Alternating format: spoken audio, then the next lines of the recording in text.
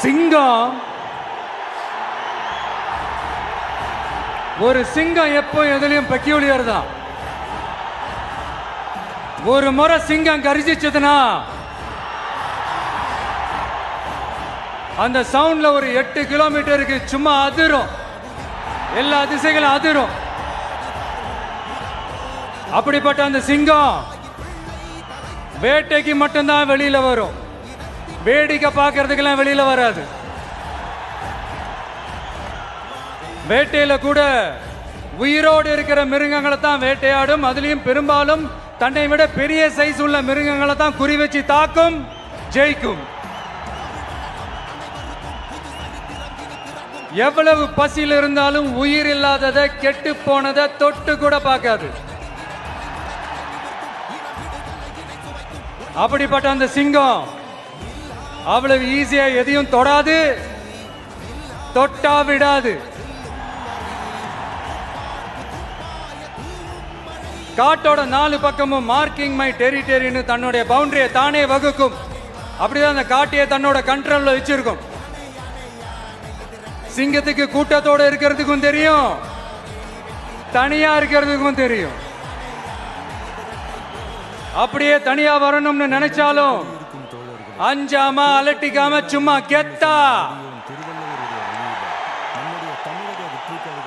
தனியா வந்து அத்தனை பேருக்கும் தண்ணி காட்டும்.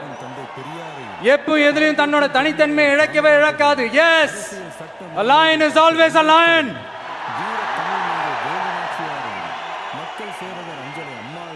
There are so many jackals and other animals in the forest, but there will be only one lion. And even if it is single, it will be the king of jungle. It is not only a description but also a clear declaration. சிங்கத்தை பத்தி பேசிட்டு நம்ம சிங்க குட்டிகளையும் சிங்க பெண்களையும் பத்தி நம்ம பேசாம இருக்க முடியுமா? அவங்கள எப்படி நான் மறப்பேன்? அவங்க தான் என்னுடைய உயிராச்சு, என் நெஞ்சில் குடியிருக்கும்.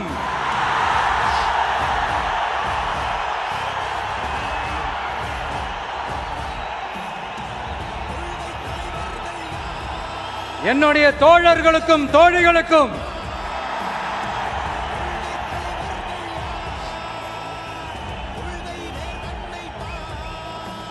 நேர்ல வர முடியாத சூழல்ல வீட்டுல இருந்துகிட்டே நம்மளோட இந்த மாநாட்டுல நேரலை வாயிலாக கலந்துகிட்டு இருக்கிற என்னுடைய அம்மாக்கள், அக்கா தங்கைகள், அண்ணன் தம்பிகள், நண்பர்கள் அனைவருக்கும் என்னோட உயிர் வணக்கம்.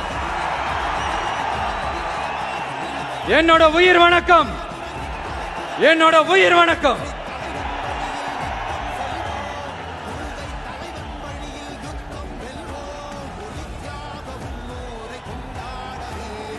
வீரம் விளையும் மாமதுரை மண்ணை வணங்குகிறேன். இந்த மதுரைனாலே உடனே ஞாபகத்துக்கு வரது சீறி பாஞ்சி துள்ளி குதிக்கிற யாருக்கும் அடங்காத காளைகள் விளையாடுற அலங்காநல்லூர் ஜல்லிக்கட்டு தான்.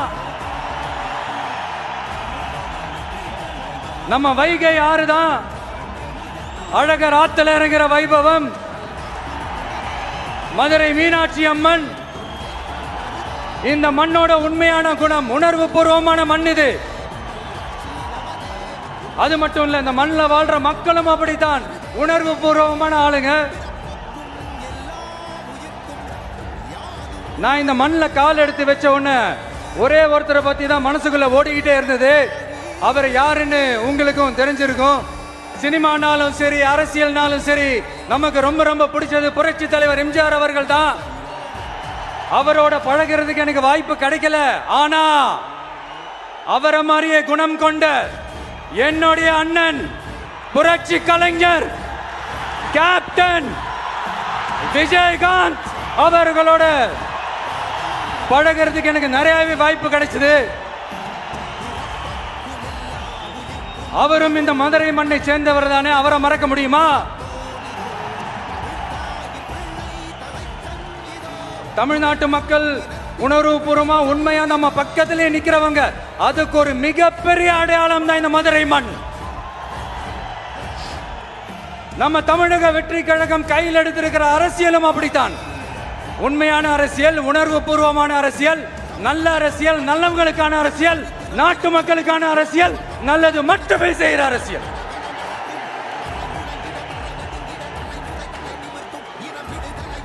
இதோ நம்மளுடைய இந்த இரண்டாவது மாநில மாநாடு வாகை சூடும் வரலாறு திரும்புகிறது. அப்படி இந்த மாநாட்டுக்கு பேர் வச்சிருக்கிறோம். 1967லயும் 1977லயும் நம்ம தமிழக அரசியல் ஒரு மிகப்பெரிய ஆட்சி அதிகார மாற்றங்கள் ஒண்ணு நடந்துச்சு இல்லையா?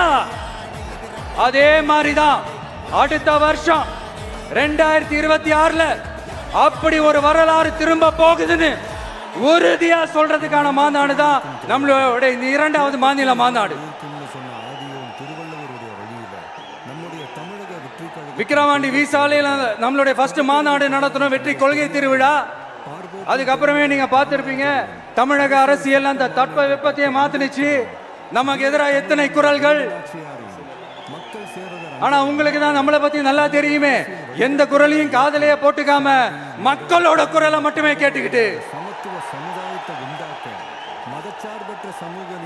நமக்கு எதிராக வர அத்தனை கூக்குரல்களையும் சின்னதா ஒரு சிரிப்போடவே கடந்து வந்திருக்கிறோம். அது இல்லாம நம்ம மாநாட்டில் ஒலிக்கிற இந்த குரல், இந்த ஒற்றை தமிழ் மகனோட குரல் மட்டுமல்ல, ஒட்டுமொத்த தமிழ்நாட்டு மக்களுடைய குரல். தமிழ்நாட்டில் இருக்கிற ஒவ்வொரு வீட்டில இருந்தும் ஒலிக்கிற குரல், ஒட்டுமொத்த உலகெங்கும் வாழும் ஒவ்வொரு தமிழ் வீட்டிலிருந்தும் எழும் குரல். இந்த சினிமா என்கிற மாபெரும் கலை ஆயுதத்தின் வாயிலாக சாதி, மதம், இனம், பாலினம், மொழி கடந்து இந்த நாட்டின் மூளை முடுக்கெங்கும் ரசிகர்களாக இருந்து தோழர்களாக நம்மோடு பயணிக்க துவங்கியுள்ள அனைவரோடும் இணைந்த ஒவ்வொரு மனிதருக்காக ஒலிக்கிற உரிமை குரல். மாநில உரிமைக்காக, பெண் உரிமைக்காக, சமூக நீதிக்காக, சமநீதிக்காக, மதச்சார்பின்மைக்காக உண்மையா ஒலிக்கிற குரல். அதனால் இந்த குரலுக்கு எதிராக இன்னும் இன்னும் எத்தனை எத்தனை கூக்குரல்கள் வந்தாலும் ஓங்கி ஒலிக்குமே தவிர ஒரு நாளும் ஓயவே ஓயாது. Yes, it is an unstoppable voice, an unstoppable force.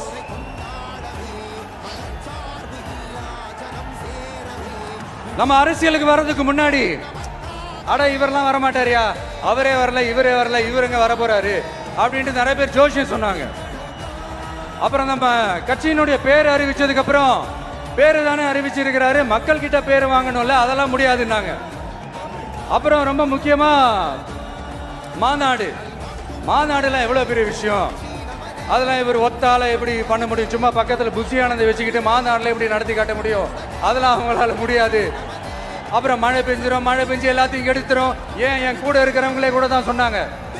அதுக்கப்புறம் என்ன நடந்துச்சுன்னு உங்க எல்லாருக்குமே தெரியும். இப்ப புதுசா ஒண்ணு சொல்ல ஆரம்பிச்சிருக்கிறாங்க. அது என்னடானா, ஆட்சியை பிடிக்கிறதெல்லாம் அவ்வளவு ஈஸி இல்லை இல்லையா. இப்ப அதெல்லாம் விட்டாங்க, இப்ப இங்க வந்துட்டாங்க. இவர் நேரா ஷூட்டிங்ல இருந்து வருவாராம், வந்து ஆட்சியை பிடிப்பாராம். அது எப்படி இவராலே முடியும், அவராலேயே முடியல, இவராலேயே முடியல, அவருக்கு அத்தனை வருஷம் ஆச்சு, இவராலே எப்படி முடியும்ட்டு ஒரு பக்கம். இன்னொரு பக்கம் கூட்டம்லாம் ஓகே தான், அது எப்படி ஓட்டா மாறும் அப்படின்றது இன்னொரு பக்கம். இப்படி கதை, திரைக்கதை, வசனம், இயக்கம், பாடல்கள்,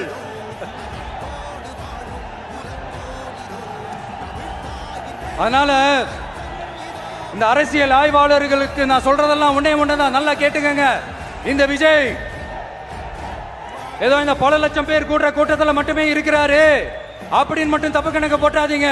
ஏன்னா நம்மளுடைய இந்த கூட்டம் வெறும் ஓட்டா மட்டும் இல்லைங்க, வரப்போற தேர்தலில் மக்கள் விரோத ஆட்சியாளர்களுக்கு நாம வைக்க போற வேட்டா,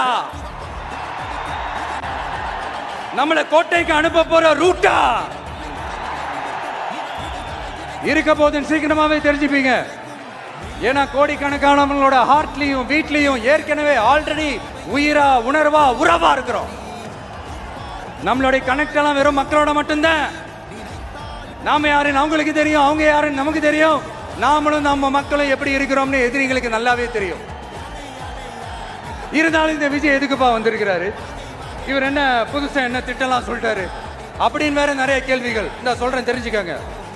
பெண் குழந்தைகள், பெண்கள் மற்றும் வயசானவங்களோட பாதுகாப்புல தான் நம்ம பிரையாரிட்டியே. அடுத்து இளைஞர்கள், உழவர்கள், உழைப்பாளர்கள், நெசவாளர்கள், மீனவர்கள், ஆதரவற்ற முதியோர்கள், மாற்றுத்திறனாளிகள், மூன்றாம் பாலினத்தவர்கள்னு இன்னும் யாருக்கெல்லாம் கவர்மெண்டோட ஒரு ஸ்பெஷல் அட்டென்ஷன் தேவையோ அவங்க எல்லாருக்குமான ஒரு கவர்மெண்ட் அமைக்கிறது தான் நம்ம இலக்கே. நான் ஏற்கனவே சொன்னது தான் இங்க நான் திரும்பவும் சொல்றேன். நம்மளுடைய இந்த தமிழக வெற்றி கழகம் ஏதோ அரசியல் ஆதாயத்துக்காக தொடங்கப்பட்ட கட்சியெல்லாம் கிடையாதுங்க. கொள்கை கோட்பாடுகளோடு தந்தை பெரியார், பெருந்தலைவர் காமராஜர், அண்ணல் அம்பேத்கர், வீரமங்க வேலு நாச்சியார், மக்கள் சேவகர் அஞ்சலை அம்மாள், நம்மளுடைய 5 கொள்கை தலைவர்களோட வழிகாட்டுதல்களோடு தொடங்கப்பட்ட கட்சி. நம்ம ஸ்டாண்ட்ல நாம எப்பவுமே ஸ்ட்ராங்கா தாங்க இருக்கிறோம். அதுல எந்த மாற்றத்துக்கோ எந்த சமரசத்துக்கோ துளி கூட இடமில்லை. நம்மளுடைய ஒரே கொள்கை எதிரி பாஜக தான். நம்மளுடைய ஒரே அரசியல் எதிரி திமுக தான். எப்படி? நம்மளுடைய ஒரே கொள்கை எதிரி, நம்மளுடைய ஒரே அரசியல் எதிரி ஏதோ அண்டர் கிரவுண்ட் ஆதாயத்துக்காக டீல் போட்டுக்கிட்டு டீல் பேசிக்கிட்டு இந்த அலையன்ஸ் வச்சுக்கிட்டு இந்த ஊரை ஏமாத்துற கட்சி எல்லாம் நம்ம டிவிக்கே கிடையாதுங்க. யாருக்காகவும் எதுக்காகவும் எந்த பயமும் கிடையாது. மாபெரும் பெண்கள் சக்தி நம்மளோட இருக்கிறாங்க, மாபெரும் இளைஞர்கள் சக்தி நம்மளோட இருக்கிறாங்க, ஒட்டுமொத்த தமிழ்நாட்டு மக்களுடைய சக்தி நம்மளோட நிக்கிறாங்க. அப்படி இருக்கும்போது இந்தியாவில் இருக்கிற எல்லா ஸ்டேட்லயும் வாழ்ற நம்ம தமிழ் நெஞ்சங்கள் மட்டும் இல்ல, உலகம் பூரா 100க்கும் மேலான நாடுகள்ல வாழ்ற நம்ம தாய் தமிழ் உறவுகள் எல்லாருமே என்ன விஜய் தளபதி விஜய் இல்லனா விஜய் தளபதி இப்படி சொந்தம் கொண்டாடுற கோடிக்கணக்கானவங்களோட அன்பு மாசியும் நம்மளோட இருக்கும்போது, இவங்க எல்லாருமே நம்மளோட நிற்கும் போது எதுக்குங்க இந்த பாசிச பாஜகவோட நேரடி கூட்டணியோ இல்ல மறைமுக கூட்டணியோன்னு உறவு வச்சுக்க? நாம என்ன உலகமாக ஊழல் கட்சி என்ன?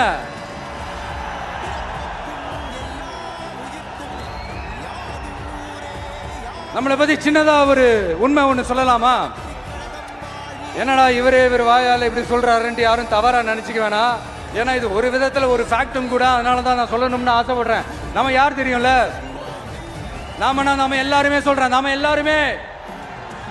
நாம யார் தெரியும்ல? இந்தியாவின் மாபெரும் மக்கள் சக்தி கொண்ட ஒரு மகத்தான வெகுஜன மக்கள் படை.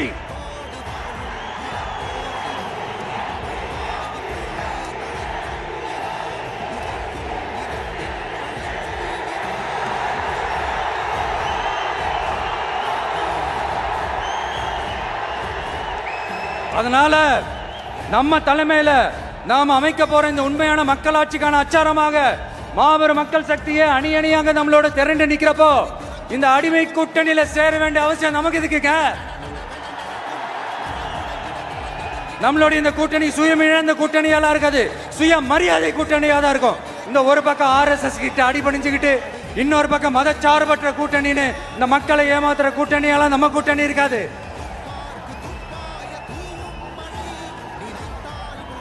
நான் இப்பவும் சொல்றேன், நம்மளை நம்பி வர்றவங்களுக்கு ஆட்சியிலும் அதிகாரத்திலும் உறுதியாக பங்களிப்பு செய்யப்படும். உடனே இந்த கேள்விகள்லாம் வரும். அப்ப யாரு கூட்டணி, யாரு வரா, யாரு போறா, இந்த கேள்விகள்லாம் வரும். இந்த கேள்விகளுக்கெல்லாம் ஒரே ஒரு பதில் தான், சஸ்பென்ஸ்ல சஞ்சாரம் செய்யுங்க.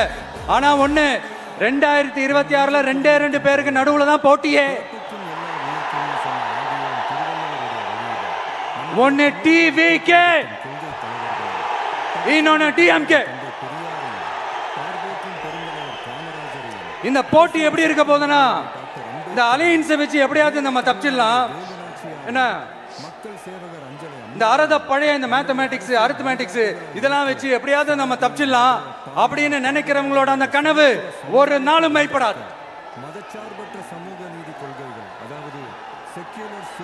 சரி, இப்ப நம்ம வேற ஒரு ஏரியாவுக்கு ஒன்று வருவோம். எதிர்காலம் வரும், என் கடமை வரும், இந்த கூட்டத்தின் ஆட்டத்தை ஒழிப்பேன்.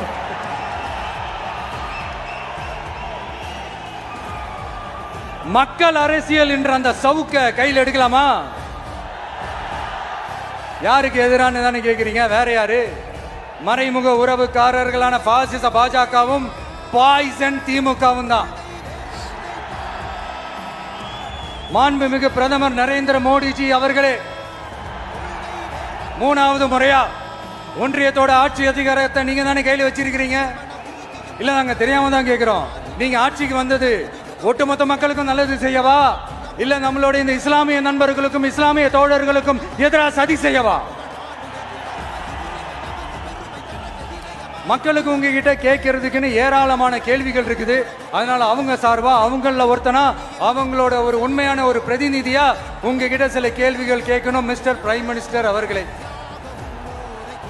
நம்ம தமிழ்நாட்டு மீனவர்கள் கிட்டத்தட்ட ஒரு 800 பேருக்கு மேல இலங்கை கடற்படையால தாக்கி அழிக்கப்பட்டிருக்கிறாங்க. அதை கண்டிக்கிறதுக்காக உங்களை பெருசா எதுவும் செய்ய சொல்லல, சின்னதா ஒண்ணு மட்டும் செஞ்சு கொடுங்க. இனிமேலாச்சும் எங்களுடைய மீனவர்கள் பாதுகாப்பா இருக்கிறதுக்காக இந்த கச்சத்தீவை இலங்கை கிட்ட இருந்து மீட்டு கொடுத்துருங்க, அது போதும். உங்களுடைய இந்த முரட்டு பிடிவாதத்தால நீங்க நடத்துற இந்த நீட்டு தேர்வு, அதனால இங்க என்னென்ன நடக்குதுன்னு சொல்றதுக்கே மனசு வலிக்குது. அதனால அந்த நீட்டு தேர்வு தேவையில்லைன்னு அறிவிச்சிருங்க, அது போதும். செய்வீர்களா திரு நரேந்திரபாய் தாமோதர் மோடிஜி அவர்களே? எங்களுக்கு என்னென்ன தேவையோ, என்னென்ன நல்லதோ அதெல்லாம் செய்ய மாட்டேங்கிறீங்க. ஆனா ஆட்சி அதிகாரத்தை மட்டும் கையில வச்சுக்கிட்டு மக்களை ஏமாத்த நேரடியாக ஒரு பாசிச பாஜக அடிமை கூட்டணி ஒண்ணு. அடுத்து உங்களோட இந்த மைனாரிட்டி ஆட்சியை ஓட்டுறதுக்காக மறைமுகமாக RSS அடிமை குடும்பம்னு இன்னொரு கூட்டணி. இப்படி மக்கள் சக்தியே இல்லாத இந்த ஊழல் கட்சிகளை மிரட்டி அடிபணிய வச்சு 2029 வரைக்கும் சொகுசு பயணம் போயிடலாம்னு திட்டம் தீட்டி வச்சிருக்கிறீங்க. அதானே ஜி? என்ன ஜி? ஒண்ணு மட்டும் சொல்றேன், தெரிஞ்சுக்கங்க. என்னதான் நீங்க இந்த நேரடி மறைமுக கூட்டணின்னு குட்டிகரணம் போட்டாலும் தாமரை இலையில தண்ணியே ஒட்டாது. தமிழக மக்கள் மட்டும் எப்படி ஒட்டுவாங்க?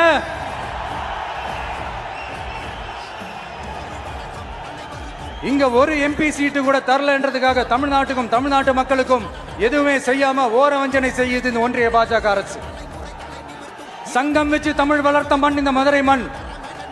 அதனால இங்க அந்த கீழடியில கிடைச்ச ஆதாரங்களை எல்லாம் மறைச்சிட்டு எங்க நாகரிகத்தையும் எங்க வரலாறையும் அழிக்கிறதுக்காக உள்ளடி வேலை செய்யலாம்னு நினைக்கிறீங்க. தமிழ்நாட்டை தொட்ட என்ன நடக்கும் நீங்க பல உதாரணங்கள் இருக்குது. அதனால இதையெல்லாம் மறைச்சிட்டு எங்க மக்களை ஏமாத்திடலாம்னு மட்டும் நினைக்காதீங்க. மத நல்லிணக்கத்திற்கு பெயர் பெற்ற இந்த மதுரை மண்ணிலிருந்து சொல்றேன், உங்க எண்ணமெல்லாம் ஒரு நாளும் ஈடேறாது.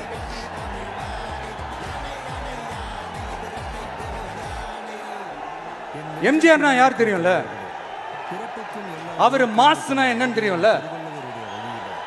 அவர் உயிரோடு இருக்கிற வரைக்கும் அந்த CM சீட்டை பத்தி ஒருத்தராலையும் நினைச்சு கூட பார்க்க முடியல, கனவு கூட காண முடியல. எப்படியாவது அந்த CM சீட்டை என்கிட்ட கொடுத்துருங்க, என் நண்பர் எம்ஜிஆர் திரும்ப வந்ததுக்கு அப்புறம் நான் திருப்பி கொடுத்துறேன்னு தன்னோட எதிரியை கூட மக்கள் கிட்ட கெஞ்ச வச்சவர் எம்ஜிஆர். எப்படி கெஞ்ச வச்சு? அதனால சமுதாயத்தை உண்டாக்க மதச்சார்பற்ற சமூக நீதி கொள்கைகள், அதாவது செக்யூலர் சோஷியல் ஜஸ்டிஸ் ஐடியாலஜிஸோட நம்ம தமிழக வெற்றி கழகத்தின் வழியா உங்களுக்காக வளர்க்கணும்னு நான் வரேன்.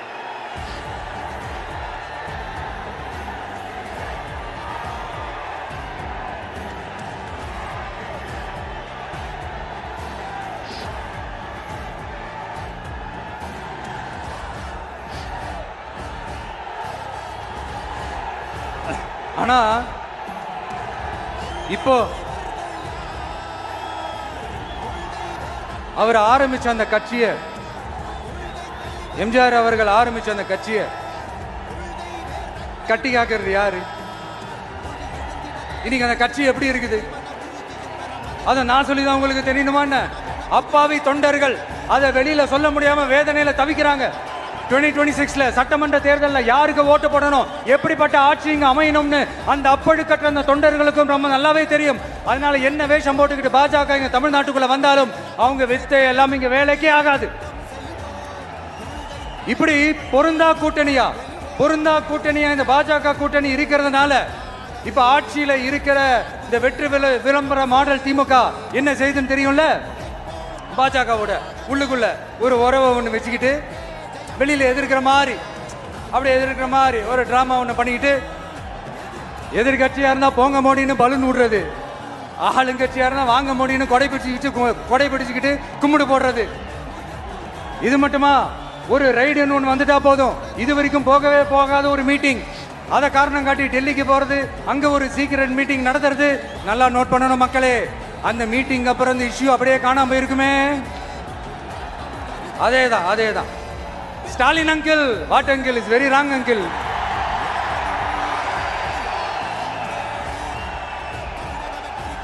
இப்படி தமிழ்நாட்டில் இப்ப நடக்கிற இந்த ஆட்சியினுடைய லட்சணத்தை பார்த்துக்கிட்டு நாம எப்படி சும்மா இருக்க முடியும்? ஒரு தவறு செய்தால், அதை தெரிந்து செய்தால், அவர் கபட நாடக மு.க. ஸ்டாலின் அங்கிளாகவே இருந்தாலும், அங்கிள் உங்களுக்கு மனசாட்சின்னு ஒன்று இருந்துச்சுன்னா நாங்க கேட்கிற கேள்விகளுக்கு மட்டும் கொஞ்சம் பதில் சொல்லுங்க அங்கிள். நீங்க நடத்துற இந்த ஆட்சியில நேர்மை இருக்கா? நியாயம் இருக்கா? ஊழல் இல்லாம இருக்கா? சட்டம் ஒழுங்கு சரியா இருக்கா? பெண்களுக்கு பாதுகாப்பு இருக்கா? பொதுமக்களுக்கு பாதுகாப்பு இருக்கா? இயற்கை வளங்களுக்கு பாதுகாப்பு இருக்கா? சொல்லுங்க மை டியர் அங்கிள், சொல்லுங்க. டாஸ்மாக்ல மட்டுமே இது வரைக்கும் 1000 கோடிக்கு மேல ஊழல்னு சொல்றாங்க.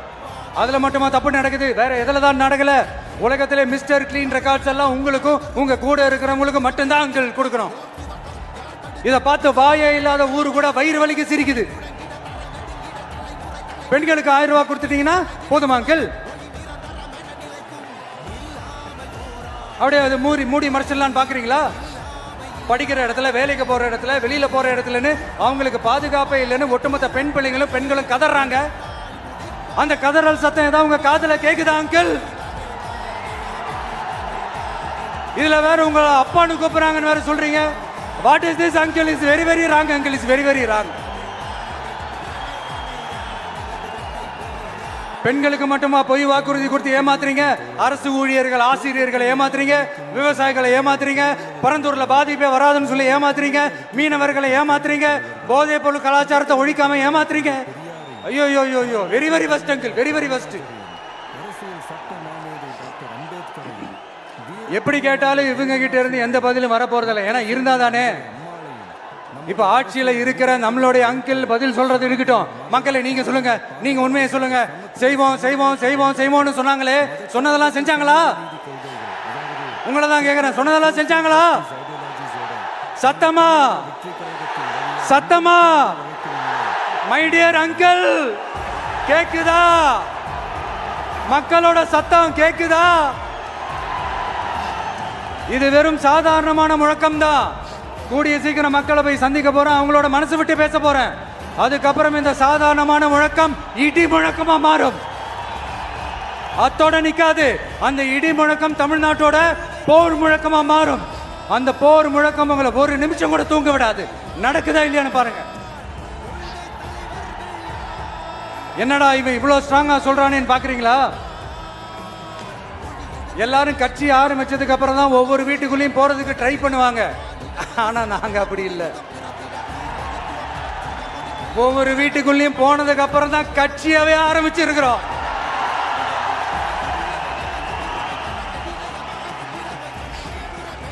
அதனால ஒட்டுமொத்தமா எல்லாருமா சேர்ந்து இந்த திமுக ஆட்சியை, கபட நாடக திமுக ஆட்சியை 2026 தேர்தலில் வீட்டுக்கு அனுப்புறோம். வீட்டுக்கு அனுப்புறோம். என்ன நண்பா, சரிதானே? என்ன நண்பி, செய்வீர்கள் தானே?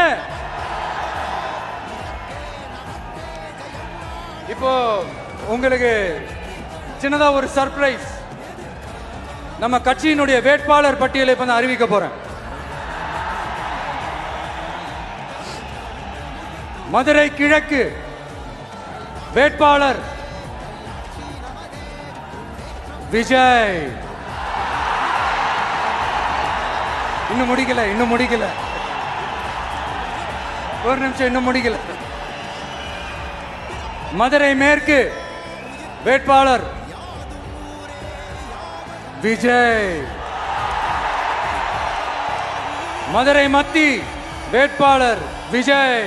மதுரை தெற்கு வேட்பாளர் விஜய். மதுரை வடக்கு வேட்பாளர் விஜய்.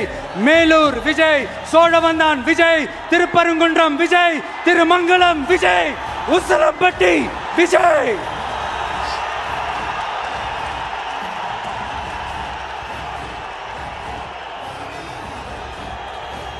என்னடா எல்லா தொகுதியிலையும் ஒரே வேட்பாளர்னு பாக்குறீங்களா? 234 தொகுதியிலையும் இந்த விஜய் தான், அதாவது உங்க விஜய் தான் உங்க சின்னம்.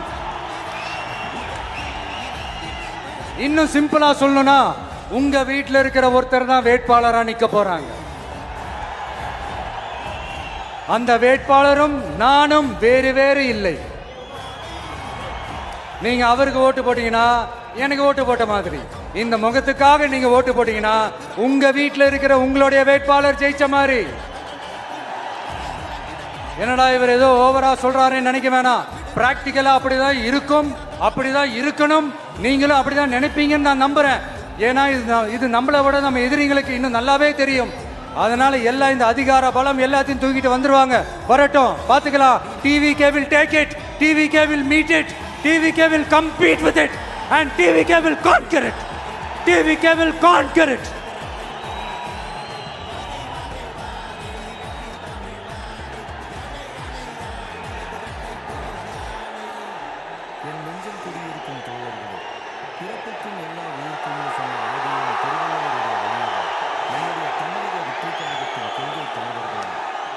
இந்த நேரத்தில் நம்ம மனசுல இருக்கிறத மக்கள் கிட்ட சொல்லி ஆகணும். தூத்துக்குடி ஸ்னோலினோட அம்மா என்ன அவங்களோட தம்பி, இன்னும் அவங்க பொண்ணுக்கு நான் தாய் மாமன்னு சொன்னாங்க. அந்த அக்காவோட குழந்தைக்கு மட்டும் இல்லைங்க, என்ன அண்ணனா தம்பியா நினைக்கிற தமிழ்நாட்டில் இருக்கிற என்னோட எல்லா சகோதரிகளின் குழந்தைகளுக்கும் நான் இன்னைக்கு மட்டும் இல்ல, என்னைக்குமே ஒரு தாய் மாமனா தான் இருப்பேன்.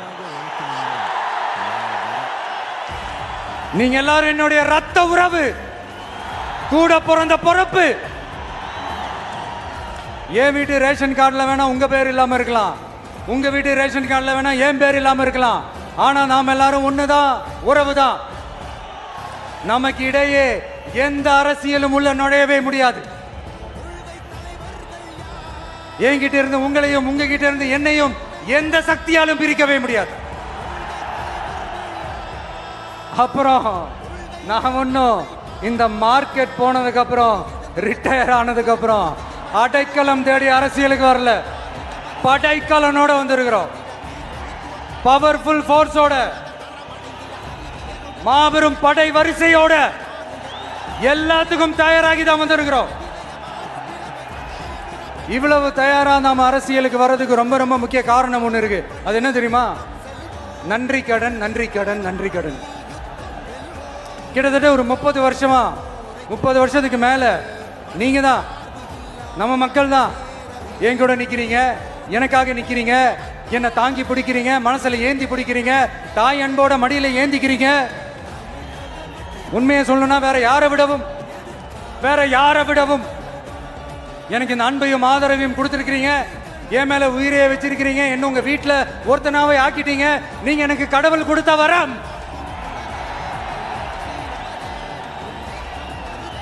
உலகம் பூரா நமக்காக நம்ம கூட நிக்கிற நம்ம மக்களை நான் எப்படி மறப்பேன்? நான் என் லைஃப்ல ரொம்ப உயிரா நினைக்கிறது பெண்களை, குழந்தைங்களை, இளைஞர்களை, உழைக்கிற மக்களை தான். இவங்க தான் நம்மளோட வகைரா. இதை பார்த்து தான் நம்மளோட எதிரிகளுக்கு பத்தி எரியுது. அதுக்காக நாம் என்ன செய்ய முடியும்? அதனால நம்ம உறவுகளை, சொந்தத்தை, வகைராவை யாருக்காகவும் எதுக்காகவும் விட்டு கொடுக்க முடியாது இல்லையா? Here at this moment among this August gathering, I want to open my heart and say I enjoy people, I respect people, I worship people.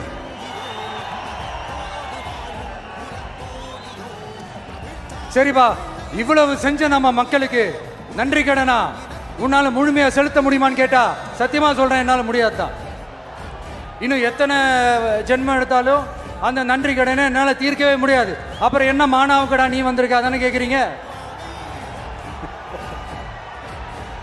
Mind voice கேட்ட மாதிரி. வாழ்நாள் முழுக்க நம்ம மக்களுக்காக ஆதரவா துணையா நிக்கிறத தவிர, அவங்களுக்காக உழைக்கிறத தவிர எனக்கு வேற எந்த எண்ணமும் இல்லை. எனக்கு இப்ப வேற வேலையும் இல்லை. இனிமே எனக்கு இதுதான் என் வேலையே, என் கடன் இனி என் மக்களுக்கு பணி செய்து கிடப்பதே. இப்படியா ஹார்ட் டு ஹார்ட் யதார்த்தமா பேசிய பழகிட்டோம். இதுக்கு மேலேயும் எனக்கும் மக்களுக்கும் இடையே இருக்கிற அந்த உறவை பத்தி நான் பேச ஆரம்பிச்சேன்னா ஒரு மாதிரி எமோஷனல் ஆகிடுவேன். அப்புறம் அதை கண்ட்ரோல் பண்ணுறது ரொம்ப கஷ்டம். அதனால என்னை மனசார நேசிக்கிற நம்ம மக்களுக்கு ஒன்று சொல்றேன்.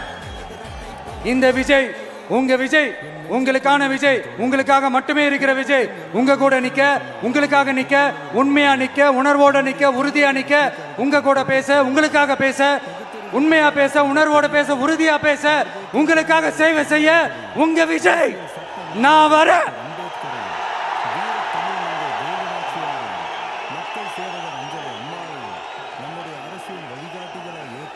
சொல்லல முக்கியம், செயல் செயல் செயல் தான் முக்கியம். செய்கை தான் சும்மா சிறப்பா இருக்கணும்.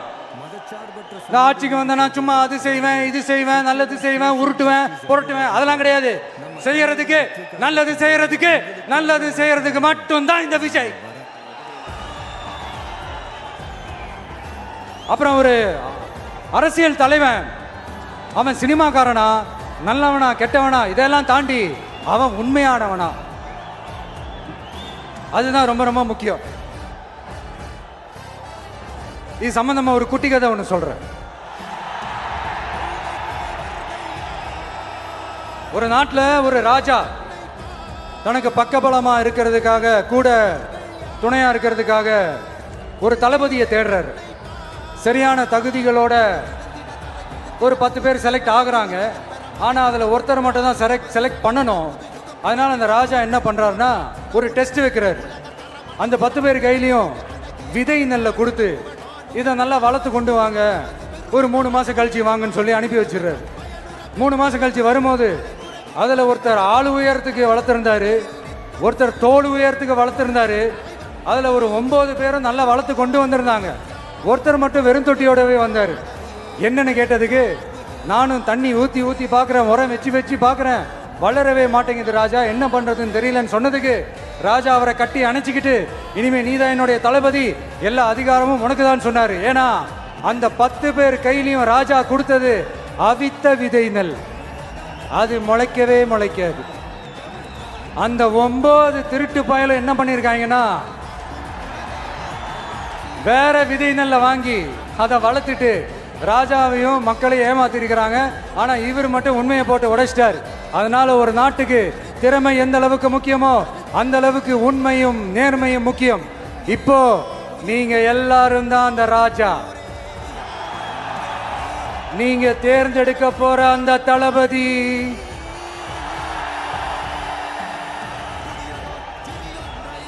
சும்மா சினிமாக்காரன் சினிமாக்காரன் சினிமாக்காரன்.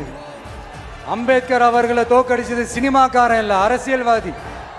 காமராஜர் அவர்களை தோக்கடிச்சது, இங்க விருதுநகர் பகுதியில் தோக்கடிச்சது சினிமாக்காரன் இல்ல, இன்னொரு அரசியல்வாதி.